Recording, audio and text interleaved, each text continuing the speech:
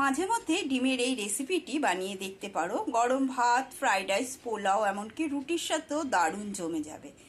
রেসিপিটি প্রথম থেকে শেষ পর্যন্ত দেখার অনুরোধ রইল। নমস্কার বন্ধুরা, happy with Gopa kitchen cooking এর আরও একটি নতুন পর্বে জানাই তোমাদের সকলকে স্বাগতম। ডিম আমাদের অল টাইম ফেভারিট। আজকে আমি ডিমের একটা সম্পূর্ণ নতুন রেসিপি শেয়ার করব। এখানে আমি 7টা ডিম মেকারে সেদ্ধ করে নিয়েছি। এবারে ডিমটা ঠান্ডা জলের মধ্যে দিয়ে ঠান্ডা করে ডিমগুলোর খোসা ছাড়িয়ে নেব। ডিমগুলোর খোসা ছাড়িয়ে নেওয়া হয়ে গেছে। এখানে 6টা ডিম হয়ে গেছে, একটা ডিম পচা বেরিয়েছে, তাই ফেলে দিয়েছি। এখানে ইন্ডাকশানে কিছুটা জল গরম বসিয়েছি, আর এখানে দুটো মাঝারি সাইজের পেঁয়াজ একটু বড় বড় করেই কেটে নিয়েছি। এই পেঁয়াজের টুকরোগুলো গরম জলের মধ্যে দিয়ে একটু ফুটিয়ে নেব। জলটা পুরো পেঁয়াজের মধ্যেই শুকিয়ে নেব। এবারে কয়েকটা কাঁচা পাকা লঙ্কা, সেটাও আমি জলের মধ্যে দিয়ে সেটাও সেদ্ধ করে নেব। এবার এটা নামিয়ে ঠান্ডা করে নেব। এবারে একটা মশলা বানিয়ে নেব। তার জন্য নিয়েছি এখানে 1/2 ইঞ্চি আদা একটু টুকরো টুকরো করে কেটে নিয়েছি, 6 কোয়া রসুন আর সেদ্ধ করে নেওয়া কাঁচা পাকা লঙ্কা। সমস্তটা মিক্সার জারের মধ্যে দিয়ে দিচ্ছি। আর দিয়ে দেবো 1/2 চামচ জিরে গুঁড়ো, দেব 1/2 চামচ ধনে গুঁড়ো, আর দিয়ে দিচ্ছি 1 চামচ মতো পোস্ত দানা। সমস্ত উপকরণগুলো দিয়ে সামান্য জল দিয়ে দিচ্ছি। জল দিয়ে একটা মিহি পেস্ট বানিয়ে নেব। মশলার মিহি পেস্ট করে নেওয়া হয়ে গেছে। এবারে পেস্টটা ঢেলে নেব। এবারে পেস্ট করে নেব সেদ্ধ করে নেওয়া পেঁয়াজটা। এখন এই সেদ্ধ ডিমগুলোর গায়ে একটা কাঁটা চামচ দিয়ে ফুটো ফুটো করে নেব। কড়াইতে 3 চামচ মতো সর্ষের তেল গরম করে নিয়েছি। এবার এই তেলের মধ্যে ডিমগুলো দিয়ে ডিমগুলো ভেজে নেব। মধ্যে লবণ দিয়ে ডিমটা ভেজে নেব। ডিমগুলো তুলে নেওয়ার পরে ওই তেলের মধ্যেই একটা বড় সাইজের পেঁয়াজ কুচি করে দিয়ে দিলাম। পেঁয়াজ কুচিটা লাল করে ভেজে তুলে নেব। পেঁয়াজটা হালকা বাদামি করে ভেজে নিয়েছি। এবার পেঁয়াজ ভাজাটা তুলে নেব। ভালো করে তেলটা ঝরিয়ে পেঁয়াজগুলো তুলে নিচ্ছি। পেঁয়াজগুলো তুলে নেওয়ার পরে দিয়ে দিলাম আরও 2 চামচ মতো তেল। সর্ষের তেলটা ভালো করে গরম করে নেওয়ার পরে দিয়ে দিচ্ছি এবারে ফোড়ন।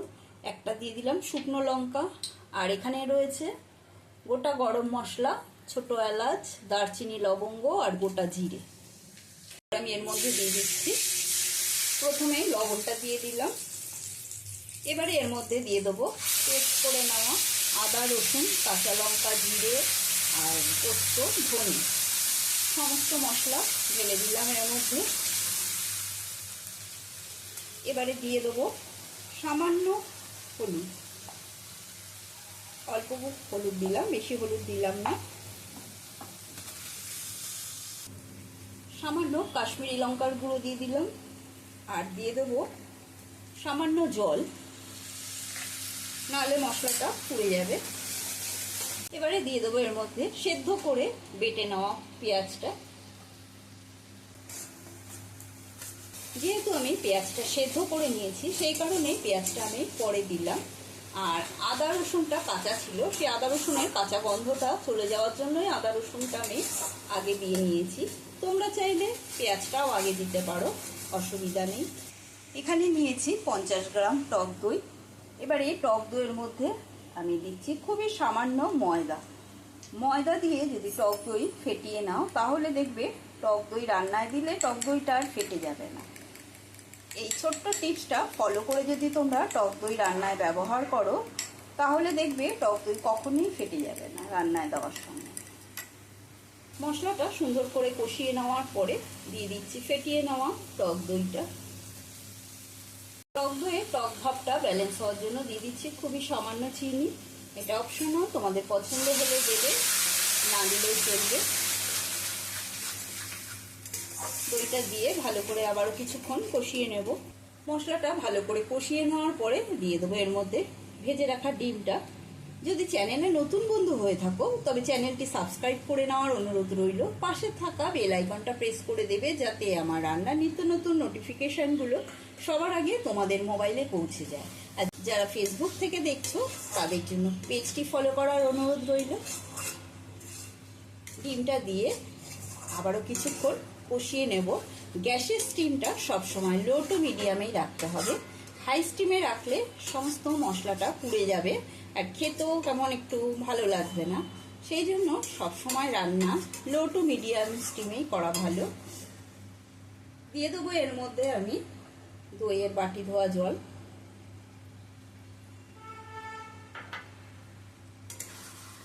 ডিমটা যেই ফুটতে শুরু করবে তখনই আমি এর মধ্যে দিয়ে দেবো ভেজে রাখা পেঁয়াজটা। পেঁয়াজ ভাজাটা এরকম ছড়িয়ে ছড়িয়ে দেব। এই রেসিপিটি গরম ভাত, রুটি, ফ্রাইড রাইস, পোলাও সব কিছুর সাথে ভীষণই ভালো লাগে।